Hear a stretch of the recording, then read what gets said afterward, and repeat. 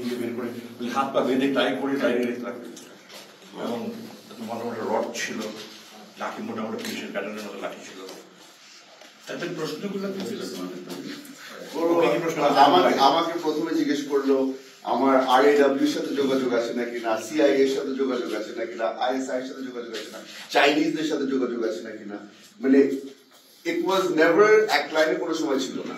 পরবর্তীতে বলা হলো যে এখানে আপনার থাকতে, আমি জিজ্ঞেস করেছিলাম যে কত মাস থাকতে হবে, আর ওই যে এটা তো আপনাকে বলা যাবে না, এটা উপর থেকে অর্ডার আসবে। আমাকে ছেড়ে দেওয়ার 3-4 দিন আগে বলা হলো মাননীয় প্রধানমন্ত্রী আপনাকে একটা সেকেন্ড চান্স দিচ্ছে, আপনি এই সেকেন্ড চান্সটা আপনি ঠিক মতো কাজে লাগাবেন। আপনার চলে যেতে হবে, দেশ ছেড়ে চলে যেতে হবে, দেশ ছেড়ে চলে যেতে হবে। আমার একটা phone number mainly why I was so vocal against India and they were cooperative and suspected that I become Jamaat and they are doing that. So my use the other 23rd May 2021 আমাকে কিছু বলল যে আমি গ্রামে ticking দেন যে আপনি দেশে থাকবেন না, রাজনীতি করবেন না, দেশে চলে যাবেন, আপনি as an advancement to that, I will resign, but I'm undertaking the move to check. I don't want to say ইন্টারভিউশনে কয়বার আসছে নাকি বরাবরই প্রতিদিন ছিল?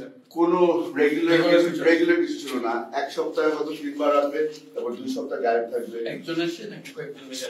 স্যার আমরা প্রথমে মনে করেছিলাম যে অনেক বড় একটা রুমের মধ্যে, কারণ ঘেরাও করে রাখতো, লোকজন দিয়ে ঘেরাও করে রাখতো। একবার মারতে মারতে ব্লাইন্ড ফোল্ডার সরে গিয়েছিল, তখন দেখলাম যে রুমটা আসলে অনেক ছোট। আর সামনে অনেক ধরনের মেডিকেল ইকুইপমেন্ট রাখা আছে, ব্লাড টেস্ট করার জন্য, প্রেসার চেক করার জন্য। তারপরে ঘুরে দেখলাম যেখানে রোহরি যেটা বললো, রশি টশি সবকিছু রাখা আছে just in case. Treatment to him and the treatment to me was a little different because some of the DGs are that kind of mental অনেক torture হয়েছে। এগুলা কি ঝুলা রাখার? এগুলো আমাদের কোনো বিচার সুযোগ হয় না অর্ডার দিয়ে, কারণ আমাদের চোখটা বাধা থাকে।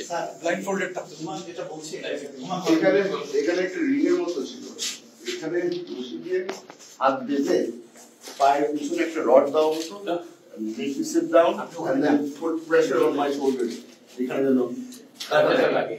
ওভাবে করে মনে হতো তো মানে 8-9 ঘন্টা হয়ে গেছে। পরবর্তীতে বুঝতাম যে এক ওয়াক্ত নামাজে খালি সময় হলো, so it's only been 2-3 hours. Blindfolded, taken back into my cell, they would not take the blindfold off, ওখানে ফেলে রাখতো, মনে হতো যে কোথায় আছি জানি না। কিছু ঘন্টা পরে এসে ব্লাইন্ডফোল্ড থেকে দেখি যে আমি আমার সেলের মধ্যে আছি। মানে ডিসওরিয়েন্ট করার জন্য যা করার, এখন তো যা অবস্থা দেখে মনে হচ্ছে বলে না, ওবামা বলেছিলেন যে you can put lipstick on a pig but it's still a pig. This was hell. এর জন্য আমাদের জন্য দোজক ছিল এটা।